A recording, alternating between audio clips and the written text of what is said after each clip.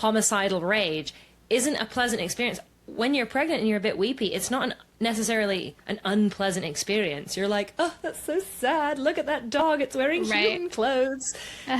You're not wrecking the day for your whole family. You're not like feeling guilty and all this kind of stuff. So I think it's... I'm glad you brought that up, because for a lot of women, this brings guilt and it brings shame, and it's significantly impacting, their interactions with their family and the memory making and how they feel, or their parenting. And it's something it's really women are told to live with, I think. It's like, oh, this is just part of menopause. And you're like, this isn't something that you should just push through. It's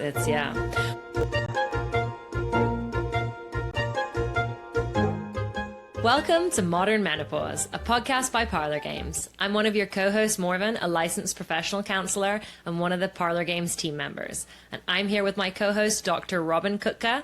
She is our consulting physician and all-around expert on everything from hormones to saliva testing to menopause and so much more. Today, we're going to be tackling a myth that comes up in perimenopause, and I think a little bit in menopause too, which is that mood swings are just crying at those cute dog commercials.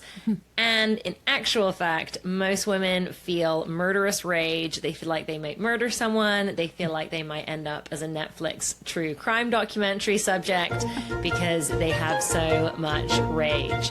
So Dr. Robyn, talk us through a little bit about what is going on here, because I think that this is a pretty big misconception, right? That women are going to be weepy. It kind of reminds me of that pregnancy where you're like, you see a commercial like a dog's lost his bone and you're just in floods of tears. And actually women, it's sort of, my fuse is really short, I'm angry, I'm frustrated, and it's immediate. It feels instant for a lot of women that they're suddenly DEFCON 1, someone's going to die. Someone's going to die today. So walk us through what's happening here. Yeah. Well, like with many things, perimenopause and menopause, of course, we have our fluctuating hormones. But what we don't think about a lot of times is, our hormones actually impact our neurotransmitters.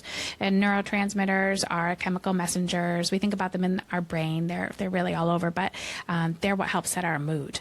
And we need our hormones to make them, to break them down, to make them more available, to sensitize the receptors and use them. And so as our hormones are changing, these little chemicals that help control our mood so much are also fluctuating.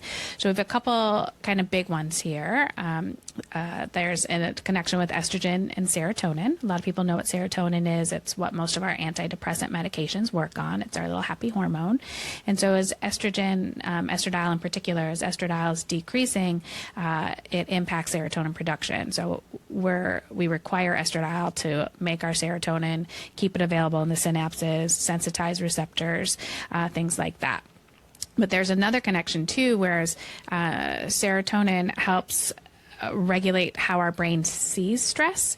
And so as serotonin levels might be shifting or even down-regulating with declining estrogen levels, our brains might see something as more stressful than it did before. It might perceive something as stressful that maybe we did not perceive as stressful previously. And then we couple that with our changes in cortisol levels that might come along in this phase of life with all of our to-do lists and all these responsibilities we have, chronic stressors that we've been experiencing for a while.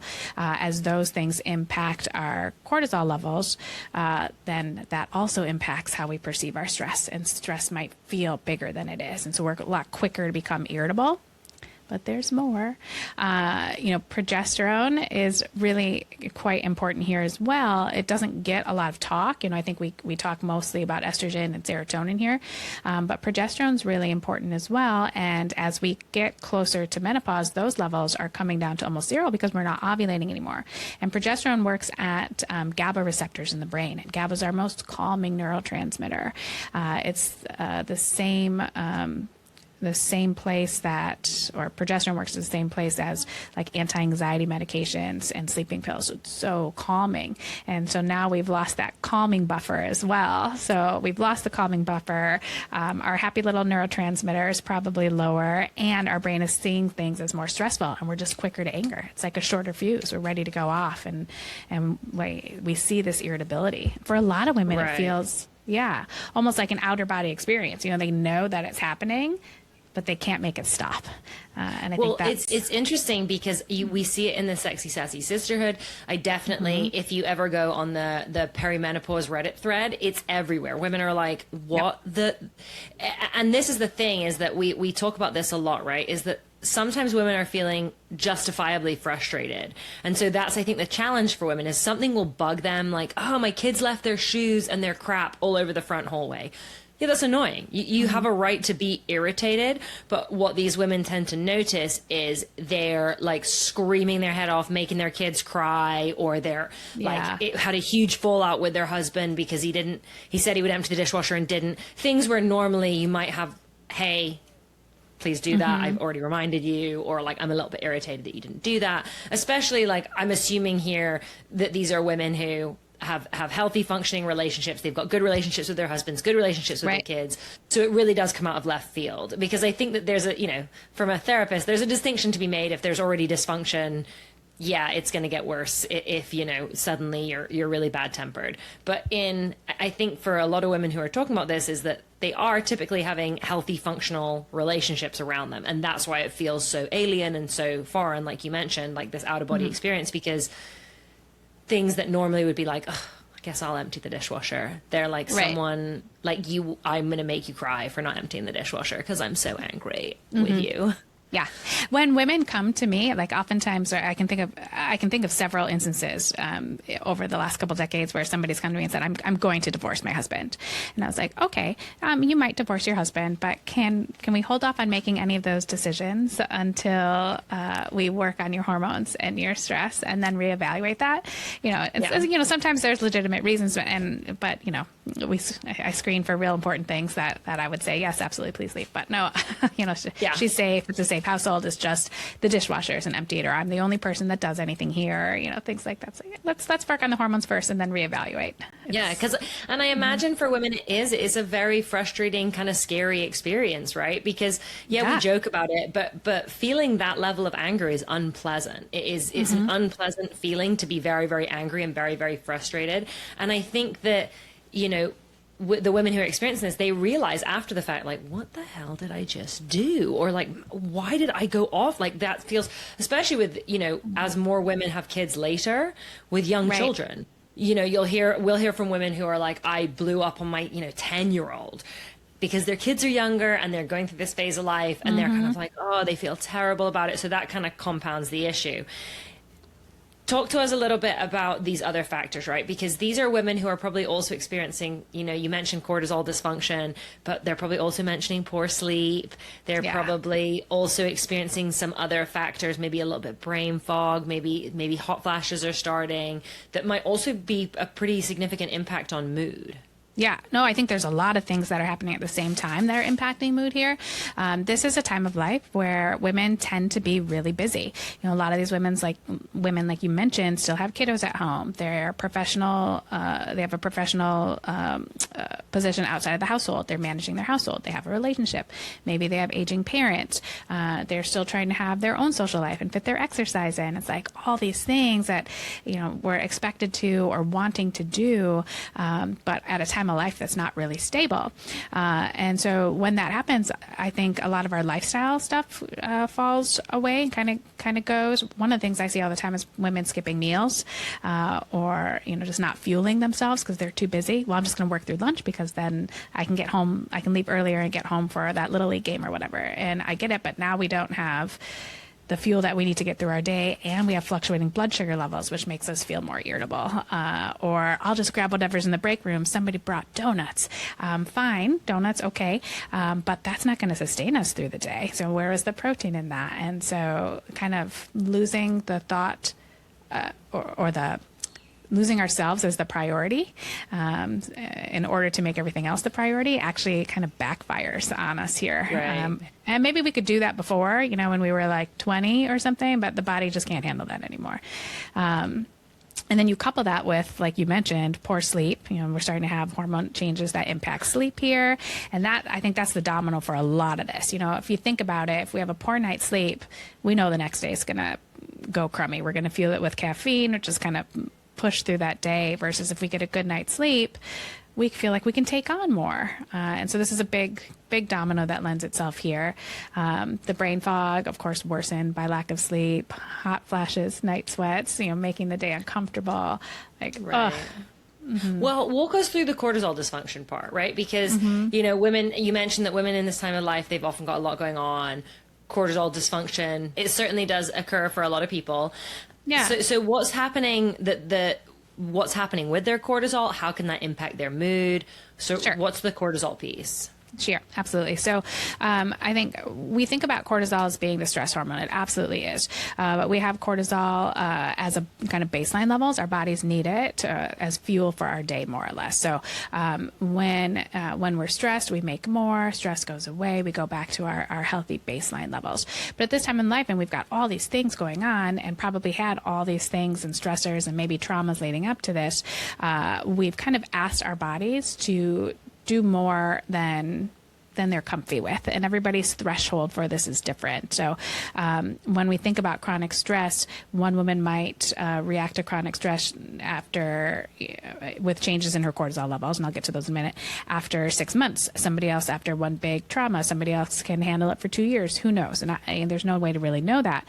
But what happens, we're supposed to have this beautiful, healthy baseline curve. And once we've gone over this chronic time of asking for more and more and more to kind of fuel through our day and live in that stress response, our bodies can't keep up with that without getting the break that they need. So this system, this beautiful, healthy baseline curve, becomes dysregulated. Initially, it might get a little bit hyperreactive, but with time, it becomes hyporeactive, where it becomes lower. And then when it becomes lower, we feel more fatigued. Things feel harder to deal with. Stress itself feels bigger than it is. Little things that didn't used to bother us now bother us, and maybe we only have the energy to get through the day, and then we're hanging out on the couch watching Netflix and drinking wine at night because we want to be playing with the kids, but we just don't have the energy anymore. And then that can impact sleep as well, making it harder to stay asleep or feel like we got rested sleep. And so we couple that with estrogen changes and serotonin changes, and we're perceiving stress as bigger than it was. And a lot of women come in, at least to me, reporting that, like, these little things that didn't used to bother me, now I fly off the handle. And there's a true physiologic reason for that. I think a lot of women think, what's wrong with me? I'm broken. This is just me. It's like, no, actually, this is happening as a part of the menopausal and aging process. Yeah, it's funny because when I get women who come in and they're at a certain age, I'm like, have you had your hormones tested? Have you checked these things out? Because I can absolutely give you tools to kind of manage frustration, to manage anger. But yeah, like you say, there is a physiological component to this, which women just aren't told about. It's sort of like, and I think it's also seen as very temporary, kind of the way that being weepy in pregnancy is. But it's like, there's a big difference from crying because you're super emotional when you're pregnant, right? And you're like, I'm going to cry because I see a baby, and I'm going to cry because I saw a sad advert. In my experience, I don't think intense rage is super common during pregnancy. It's also a very livable experience to be a bit weepy for 9 months. That's not what women are experiencing. Asking women to just like, well, eventually you'll stop feeling this, I have a question here that I'm going to ask, but they've put it really well. Homicidal rage isn't a pleasant experience. When you're pregnant and you're a bit weepy, it's not necessarily an unpleasant experience. You're like, oh, that's so sad. Look at that dog. It's wearing human clothes.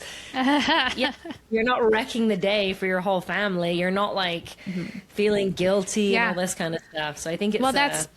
I'm glad you brought that up, because for a lot of women, this brings guilt and it brings shame, and it's significantly impacting, their interactions with their family and the memory making and how they feel, or their parenting. And it's something it's really women rough are told to live live with, I think. It's like, oh, this is just part of menopause. And you're like, this isn't something that you should just push through. It's Well, on that end, for our listeners, if you're new to listening to our podcast, if you've listened to it before and you think someone could benefit from listening to our podcast, please be sure to share it. It's on Spotify, it's on Apple, it's on YouTube. We do also take questions from our podcast listeners, and we do have quite a few on this topic, unsurprisingly. So I'm going to dive into some of those for you, Dr. Robyn. Sure. Okay, this is a question a lady is asking for her sister. She says, my sister is 59 and has been on low-dose Premarin for several years and has had no periods for years. Her biggest issue is anger, big anger, like homicidal rage, that started during perimenopause for her. Her doctor is not going to let her be on Premarin for too much longer other than trying to find another doctor. What do you recommend? So there's a couple things here. Premarin is conjugated equine estrogen. So it does have some estradiol in there, some estrone, and some other estrogens that are found in horse urine, but it doesn't have any progesterone in it. So she's getting some estrogen here, but she's not getting any progesterone. And that kind of gap that leaves can feel really irritable, angry, bitchy, for lack of a better word, just like not feeling good. Of course, trying to find another doctor is an option. But when we're thinking about this, it sounds like she was on the Premarin when her irritability started. So we know it's not likely the estrogen component, but the lack of progesterone that is doing it for her. Nice. Okay, question here from Catherine. I have difficulty taking progesterone. I've tried taking it in all forms, pharmaceutical, birth control, pills, creams, compounded, and the Vibrant Third progesterone through the years. I get very angry after taking it for a few days, like raging PMS. Any insights as to why this is happening and any suggestions? I'm 57 and have had no periods for about 10 years. Sure. There's a concept here that we see sometimes when women will try progesterone, and this assumes that she's using, a dose or an amount that would be considered appropriate for her and not like super excessive or anything. So assuming that, when we introduce progesterone, that's supposed to be this happy hormone that Dr. Robyn calls the magical unicorn of hormones, and it feels anything but. In this case, if she hasn't been using anything for 10 years, she's what we would call maybe estrogen dominant. She does have some estrogen floating around. Even though she's been no periods for 10 years postmenopausal, our bodies still make estrogen in our peripheral tissues, particularly in our fat cells. So we can make some estrogen, and I'm talking about estradiol here, though not at levels of perimenopause, but still we're making some. But we're not really making much progesterone at all. Tiny bit from the adrenal glands, but nothing like we were in our premenopausal years. And so what happens as this estrogen is floating around and looking at receptors, receptors are what bring something into the tissue. So estrogen's floating around, knock, knock, can I come in? They're like, meh, we see you all the time, come back later. And then we start to ignore the estrogen, but we bring progesterone on board and we wake up these receptors, kind of sensitize them to better utilize the estrogen that we have on board. And for some women, that can feel like the complete opposite of what we talk about with progesterone. They feel irritable. Right. They feel irritable. They feel angry. They feel headaches, breast tenderness, whatever. And they're like, this is not the magical unicorn of hormones. I don't want anything to do with it. Not everybody's going to experience that, but definitely some women do. How much would you sort of recommend for women? Because we've heard this a couple of times, right? People are like, I think I'm allergic to progesterone or DHEA or estrogen, right? Would you recommend sort of hormone testing with saliva testing so these women can see? Because I always think, I'm like, it's got to be weird to hear that. Like, hey, I know this is going to help you sleep and it's going to help your mood. Like these are things that progesterone, where we've got studies, there's research that shows like, okay, progesterone can help sleep for a lot of women. It can help their mood. I take it and I'm, like Catherine's saying, I'm in angry, raging PMS, all this kind of stuff. I get where women are getting to that point of like, oh, it's just not for me. But I'd be curious as to what shows up on a saliva test, because it might help, I think, bridge that gap of like, oh, it is so low that the reintroduction period is the sort of challenge, not the taking it all together. Yeah, I think that's a great idea. For a lot of people, knowledge is power and really helpful. So seeing levels in the saliva test and seeing what their baseline levels are can be really helpful for a lot of women. Nice. Okay, question here from Cindy. How is perimenopausal rage different from just being stressed or having PMS? Well, perimenopausal rage and PMS are kind of similar, except the perimenopausal rage lasts longer. PMS, we know that, it comes just before our cycle. And oftentimes for women, the PMS is coming because of low progesterone, because maybe, they didn't ovulate that cycle, or they ovulated in the tissue that makes progesterone didn't hang around and do its job well enough.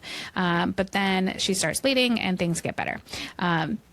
Whereas in perimenopause, this rage it can be from lower progesterone levels, but it can also be from lower estrogen, fluctuating estrogen, the effects now on the neurotransmitters that happens there, and then results in how our brain kind of sees stress, or is more hyper or more reactive to stress, let's say, because of that. And it's not cycling, it's not cyclical like we're seeing in PMS. So it tends to be more consistent that way too.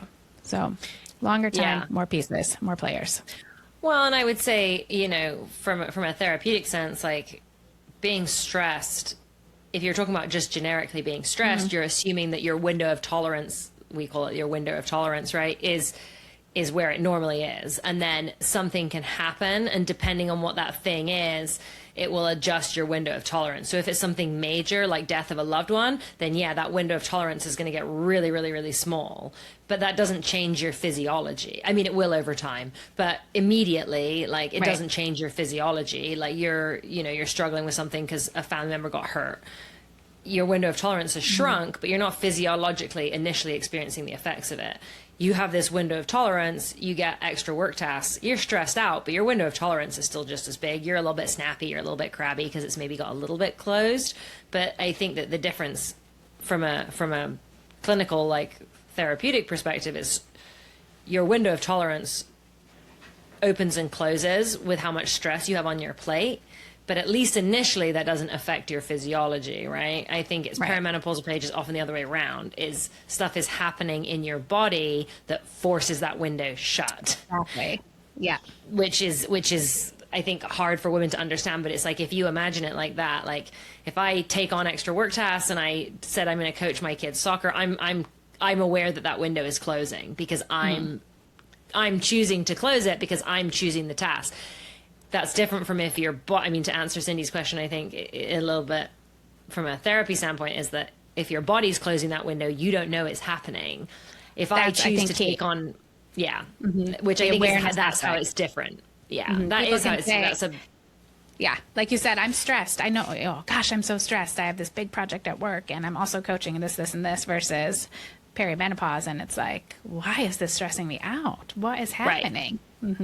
Right. I think it's the difference between, did you close the window yourself or did your body close that window of tolerance for you? So well put. Yeah. Okay, here's a good question. I don't think we've had this one before. Martha is asking, could my mood swings actually be something else, like thyroid issues or depression, and not perimenopause at all? What other things should I look out for? Yeah, I mean, I think this is a really strong consideration. We don't talk about this enough, but absolutely. A couple things to think about, or what I think about here, is when symptoms and concerns like mood swings are newer, so we've never had them before, they're brand new, and they're happening at the same time as, say, our menstrual changes and the typical age for perimenopause, most likely it's having to do with our hormonal shifts with the perimenopause and menopausal transition. That's a pretty good rule of thumb, but I'm a big advocate for looking at everything. It can be one thing, the other, or a mix. So when we're trying to evaluate that, doing our salivary testing to see what all of our sex hormones are doing, what are our cortisol levels doing, checking thyroid, checking what I consider key nutrients, our iron, B vitamins, vitamin D, and checking our blood sugars to see if we're pre-diabetic or if things are still looking good, and checking to see what all is playing a role. Because symptoms are our body's way of saying something's off, but it doesn't tell us what that something is. Yeah. Yeah, this is like you say, this is where sort of you don't have to pick one thing. You can get all these different tests, and there's all these different resources available to women, whether it's, saliva testing, blood testing, pushing your doctor, finding these resources, because it's tough. Okay, this is a good question too. Lots of different questions we've not had before. From Darlene. I'm 49 and I've been on bioidentical hormone replacement for 4 months, all 3 hormones, and I use Silky Peach as needed. Not very often. I only need a small amount. The regimen is handling pretty much every symptom, except I can't seem to experience joy and happiness like I used to. I'm not depressed, if that makes sense. I feel things a little, but not like normal. I used to be able to feel my emotions deeply, good, bad, everything in between. Now there's a certain degree of numbness or emotional inaccessibility there. I feel like this is the opposite of mood swings, but I want to feel things again, whether they're good or bad. That's a great question. Here, this is something where I would consider doing hormone testing here. Like, what is playing the role? If it's hormonal, there's a couple things I would look at. If it is hormonal, why? She's using some hormones at this point, and it's possible that she needs a little more of something, a little less of something, or maybe she's overlooking something. I don't know. And so that's where saliva testing can kind of be the roadmap to show us what our hormones are looking like on whatever we're using, and then help us direct adjustments from there. It's kind of like the roadmap, and we think about using saliva testing to evaluate baseline levels, but it's appropriate to use to evaluate levels when we're using hormones too. So we can see that and then kind of see your body on hormones. She's still symptomatic. Why is that? I'd take a look there. The other thing I think about here, our ability to feel things. Yes, it's hormones, but oftentimes because hormones are affecting our neurotransmitters. And in order to make our neurotransmitters, we need enough iron, we need enough vitamin D, we need enough B12, folate, things like that. So maybe part of the piece here is, okay, she's got the hormones on board, but is something else off? Is something else a little suboptimal or deficient? And evaluating for that too, and looking at that so that she can, her body can use all those things to work together to make those neurotransmitters as best as it can. I would also look at stress, whether it's cortisol testing, but also from like a therapeutic standpoint. There's people who they don't tend towards depression. They sort of are very resistant. They have like a natural resilience against depression. I have actually seen this with clients, and I'm not diagnosing Darlene or anything like that, but I would say, like, if you're, depending on what's going on in your life, is that some people who are really resilient to depression, when they get like very, very high stress, this is what they will feel. They're so stressed out and they've got so much going on that it's like this flat affect will take over, because their body is like, I'm dealing with all this stress and there's so much going on, that the kind of ripple effect for that is they're not bummed out, they're not down, because they're not going to go into that place. Generally, it's not in their nature, not in their chemical makeup, their mental or emotional makeup, but they're really stressed out, and so they sort of don't feel anything, and they're just like, I'm just on autopilot, my emotions, they're not even bumping the surface. And so I'm like, it's funny because I actually had a lady who this was what was, and she was super stressed out and so much going on, but she was like, I just never feel anything. And I'm like, yeah, it's just too much stress. Can't kind of manage anything else. Okay, last question here before we wrap things up from Cora. About 9 years ago, when I was starting menopause, I saw my doctor for anxiety and depression. I was prescribed 10 milligrams of Lexapro. Those meds do serve me well, but I wonder if all I needed was progesterone. How do antidepressants and Vibrant Third mix? Vibrant Third and antidepressants tend to mix just fine. Vibrant Third, being progesterone, works in multiple areas in the body. Its breakdown products work at our GABA receptors. Progesterone itself works there a smidge too, but the Lexapro doesn't work at those receptors. It works more on serotonin. So there's no contraindication to using the two together. And what I like here is how she said those meds serve me well. So great, awesome. They did what she needed them to do at the time, and we have different ways of getting to the same end results. Maybe progesterone would have helped her too. Maybe estrogen would have helped her too. I don't know, but we're not in that space anymore, and she got what she needed out of that. So all of that being said, totally fine to use progesterone like Vibrant Third with an antidepressant that's an SSRI like this. Nice. Awesome. Well, if you are listening and you know of other women, or there's other friends, family, women in your life who have struggled with things like mood swings, perimenopausal, menopausal rage, who you think might benefit, be sure to share this episode with them. You can find us on Spotify, Apple, and YouTube. Be sure to subscribe so you don't miss any more of our great episodes with Dr. Robyn. But until next time, be sure to like and subscribe so you don't miss anything else from our podcast.